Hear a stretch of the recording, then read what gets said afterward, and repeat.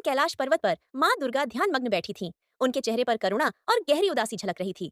शिवजी ने पास आकर धीरे से पूछा, देवी, आज आप इतनी उदास क्यों हैं? माँ दुर्गा ने आंसू भरी आंखों से कहा, हे प्रिय, हर साल मैं पृथ्वी पर जाती हूँ।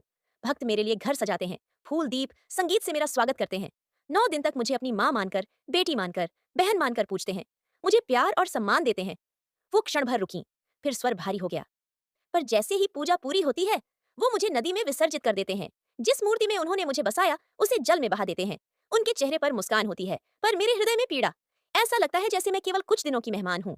शिवजी ने गंभीर स्वर में पूछा, देवी, क्या यह तुम्हें दुख देता है?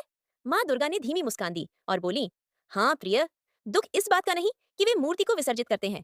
दुख इस बात का है कि वे यह भूल जाते हैं कि मैं केवल मिट्टी की मूर्ति में नहीं, उनके हृदय में भी हूँ। मैं चाहती हूँ कि वो मुझे केवल 9 दिनों तक न याद करें, बल्कि हर दिन अपने कर्मों, अपने आचरण, अपने प्रेम में जिए।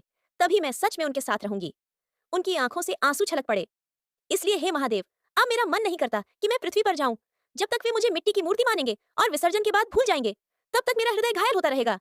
शिवजी ने कोमलता से उनका हाथ थामा और कहा, देवी, सच्चे भक्त तुम्हें कभी नहीं छोड़ते। वे जानते हैं कि तुम उनकी आत्मा में बसती हो। मूर्ति तो केवल प्रतीक है। जो प्रेम वे तुम्हें देते हैं, वह कभी समाप्त नहीं होता। तुम हमेशा उनके हृदय में जीवित रहोगी। माँ दुर्गा ने आंसू पोंछते हुए गहरी सांस ली।